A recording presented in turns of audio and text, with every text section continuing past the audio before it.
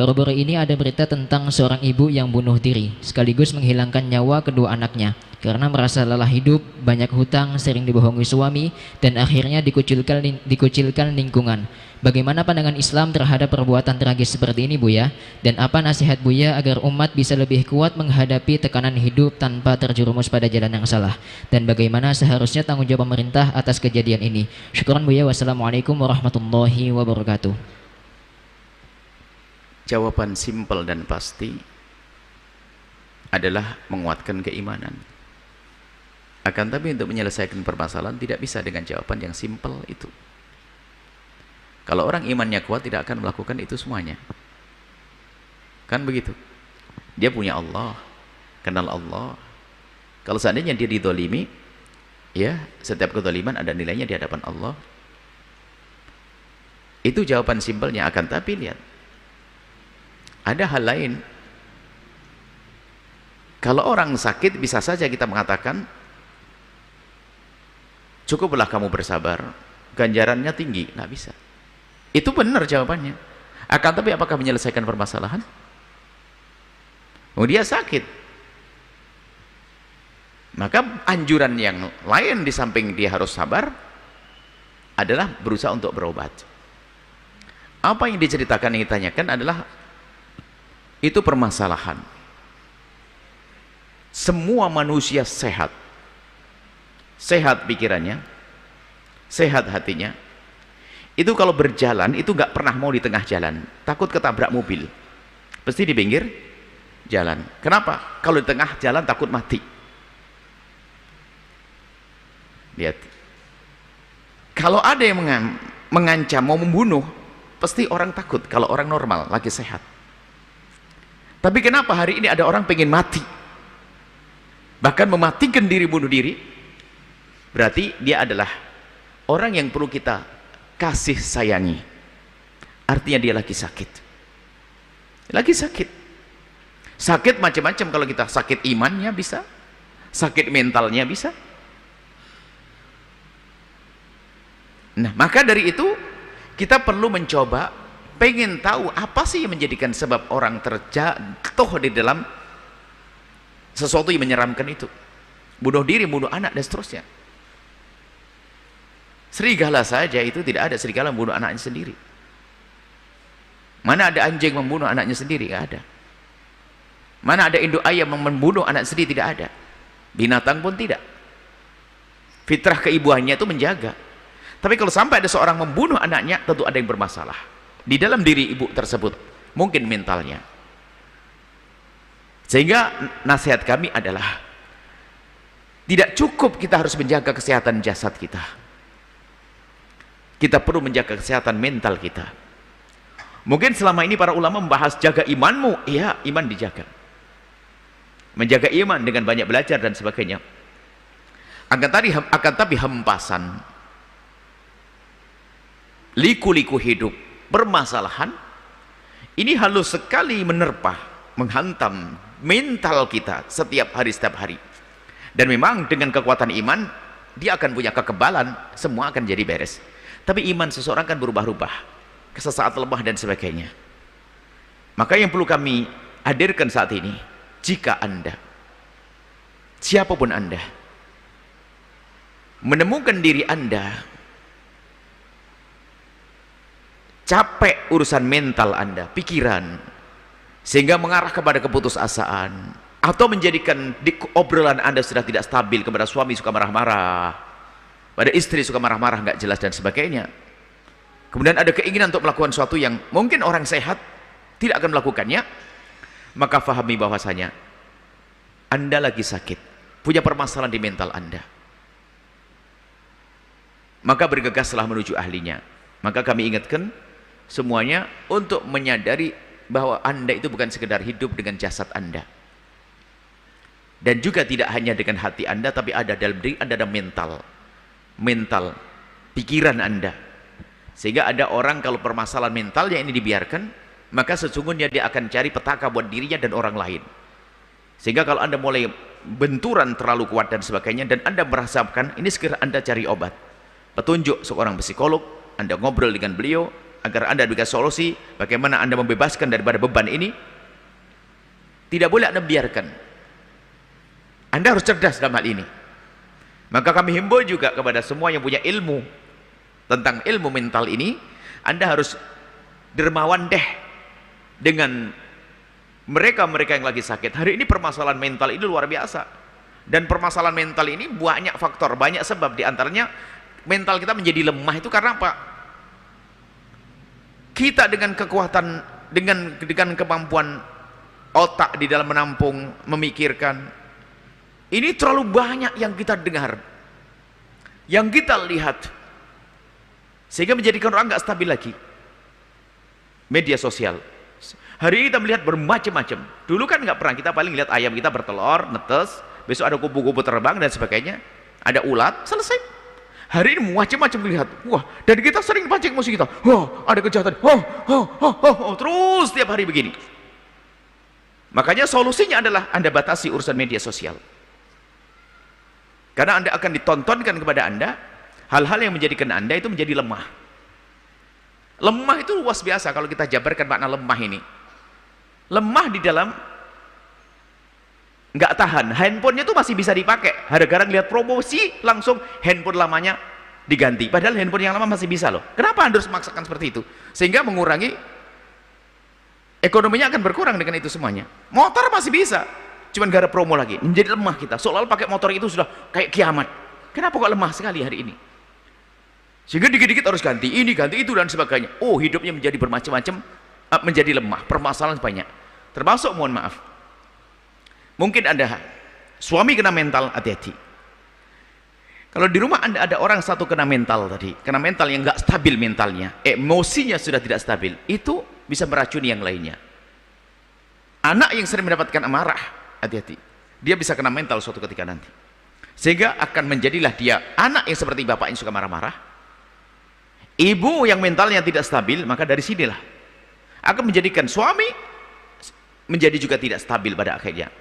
Karena nggak kuat, hari pertama mungkin dimarahi dia kaget, hari kedua hari keempat tertekan dia. Banyak permasalahan di dalam rumah kita gara-gara semacam ini, sehingga yang merusak mental istri adalah suaminya. Termasuk naudzubillah tadi, suami kalau memang Anda tidak mampu beri nafkah, tapi Anda jangan membuat siksa dengan kalimat maaf kek dan seterusnya. Sekarang main pukul, marah, zalim, tidak peduli, atau sebaliknya seorang istri. Baik, ini jadi permasalahan saat inilah yang harus kita sikapi agar kita tidak terjangkit penyakit mental ini. Tentunya nanti solusinya di samping kita kepada ahlinya, maka supaya tidak sampai terjadi pembunuhan, membunuh anaknya dan sebagainya. Kalau Anda merasakan Anda marah yang berlebihan, Anda sudah tidak sehat. Percaya, ini ada ilmunya. Jadi malah dunia psikologi ini kami anggap tahun ini adalah sangat perlu.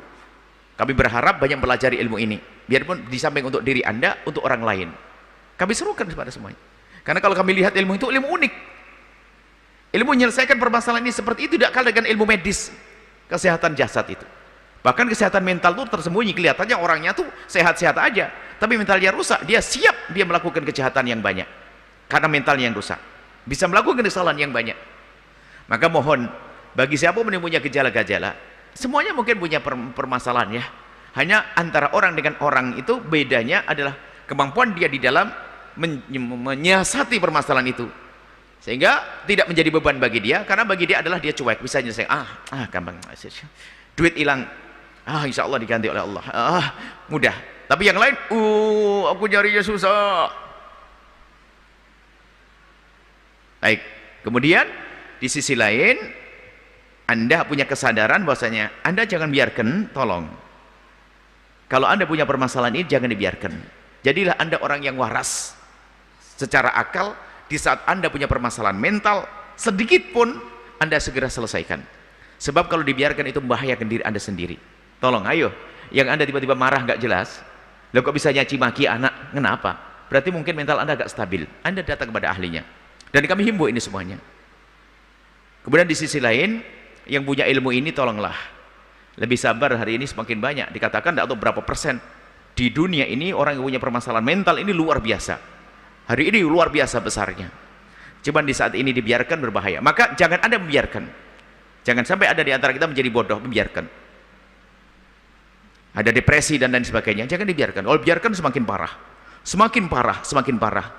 Sehingga lihat, mungkin jadi ustadz pun kalau sudah punya permasalahan mental, ustadz akhirnya mudah menghancurkan, mudah mencaci maki. Bukan urusan agama, urusan mentalnya. Bisa jadi seperti itu. Karena mentalnya tidak sehat. Seperti itu ya. Jadi, kalau mau pertanyaan tadi, sudah. Perempuan itu sudah meninggal 2 muda anaknya. Sebabnya apa kok sampai dia terjadi semacam itu? Membiarkan penyakit dalam dirinya, tidak segera diobati. Kemudian bagi yang melihat orang semacam itu, berikan kasih sayang kepada mereka. Bukan untuk kita terus hujat kalau kita menemukan orang punya permasalahan mental.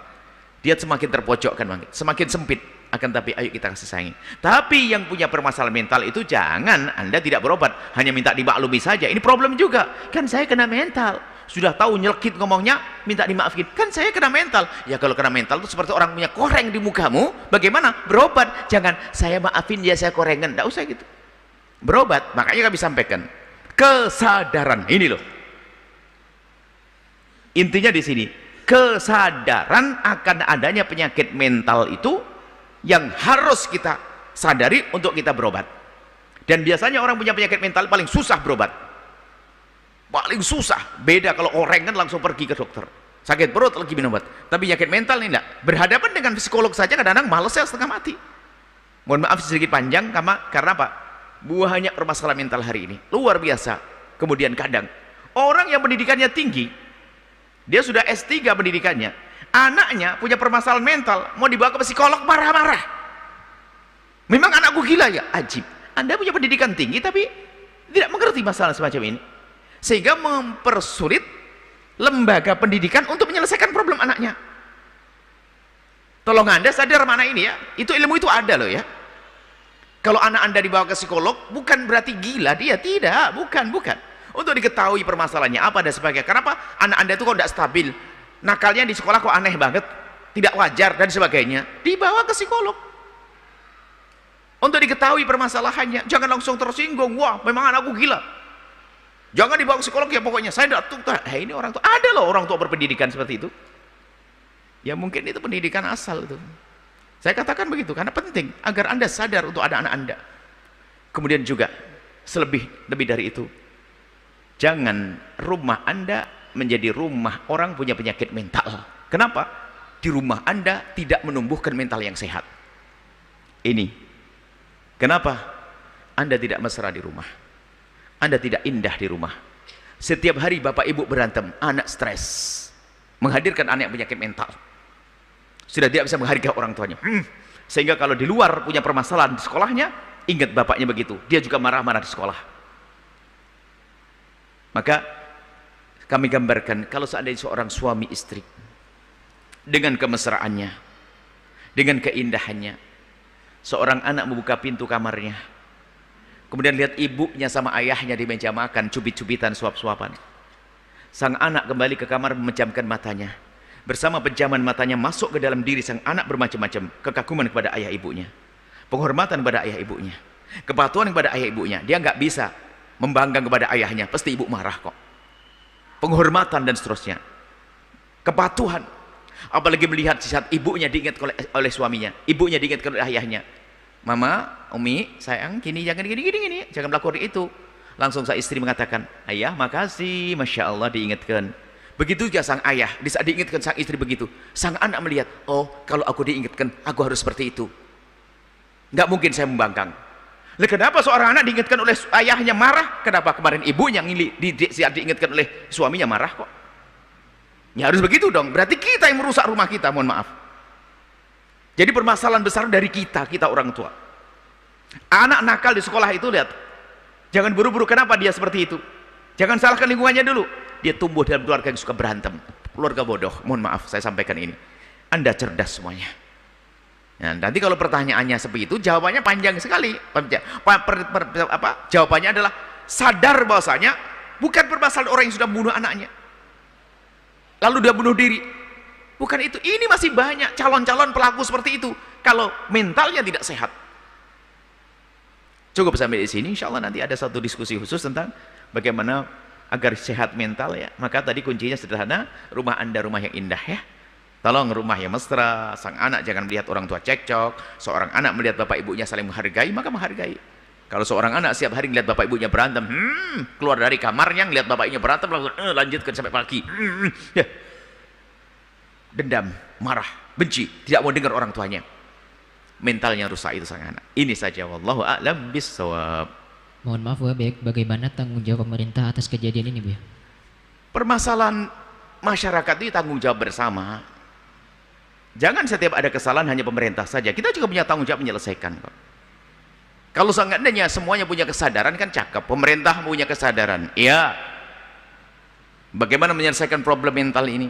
Kita juga, diri kita. Jawaban kita kepada yang dekat saja. Ini kan seperti orang meninggalkan sholat. Kalau urusan meninggalkan sholat, jangan bagaimana pemeran pemerintah. Kalau hukum Islam kan bagaimana? Sudahlah. Jangan nunggu pemerintah. Sholat itu kan rumahmu sendiri. Anak-anakmu, istri semuanya nggak sholat, itu saja. Saya mulai dari pengobatan yang paling cepat. Jangan urusan mental nunggu pemerintah. Ngomong sudah berantem, rusak. Kenapa? Harmonis saja nunggu pemerintah. Kemesraan harus nunggu pemerintah yang anjurkan. Ngapain? Ya tentu pemerintah namanya ngayomi, harus dong lihat permasalahan umat.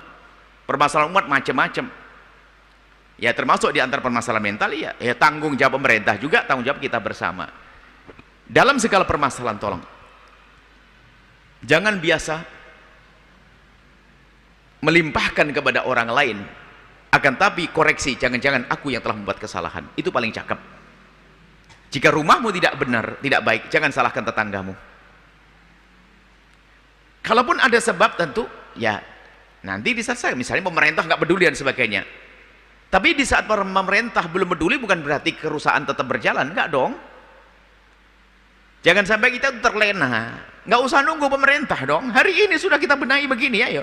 Kalau ini semua yang dengar lalu sampai di rumah sadar, nggak marah-marah lagi sama suami, nggak marah sama istri, anak tubuh baik selesai kok. Nggak usah nunggu pemerintah ada komando. Kelamaan itu nanti ya. Gitu. Kita pengen baik semuanya selesai. Tentu pemerintah adalah tanggung jawab kepada semua yang terjadi di negeri ini. Jika mereka mungkin melakukan lalu tidak melakukan, dosa mereka. Mereka yang bisa melakukan tidak melakukan, dosa. Itu masalah pemerintah. Jadi maksud kami adalah kalau memang di hadapan kita permasalahan dan kita punya tanggung jawab untuk menyelesaikan, tidak usah nunggu orang lain dong. Saya pengen dapat pahala, saya pengen selamat, anak saya pengen selamat, keluarga selamat. Jangan dikit-dikit mengandalkan pemerintah juga. Hari ini loh, saat ini di rumahku. Bukan masalah psikologi saja, dalam dunia dakwah dan sebagainya. Kadang-kadang kita harus punya pemerintahan yang ini untuk menegakkan kebenaran di masyarakat. Nggak usah ribut-ribut. Di rumahmu dulu tegakkan kebenaran, baru nanti ngomong di sana. Kita mulai dari yang mungkin bisa. Jangan sampai sebelum adanya negara yang mendukung lalu rumah kita rusak. Ya enggak dong. Biarpun setelah itu kita akan bicara, wahai pemerintah, kami himbau kepada pemerintah, mulai dari presiden dan lainnya, ayo lebih peduli kepada permasalahan-permasalahan ini dengan mencermati sebabnya apa, akibatnya apa, solusinya apa, kan begitu. Pemerintah sangat mampu untuk bisa mendatangkan ahlinya, mencermati permasalahan dengan benar karena punya dana, punya orang, punya kampus, waduh luar biasa, mudah. Tentunya seruan ini harus kami sampaikan. Maka di hadapan kami adalah bukan pemerintah, Anda semuanya. Maka Anda dulu yang kami seru. Baru setelah itu oke. Pemerintah tolong. Permasalahan mental ini membahayakan umat. Orang yang mentalnya nggak stabil, ini kalau jadi presiden, gubernur, jadi DPR, ya tetap merusak nanti. Karena mentalnya tidak stabil. Harus sehat mental, kemudian nanti sehat hati, sehat jasad, sehat lahir batin insya Allah. Wallahu a'lam bishawab. Menyaksikan video ini, jangan lupa berselawat kepada baginda Nabi Muhammad sallallahu alaihi wa alihi wa sahbihi wasallam.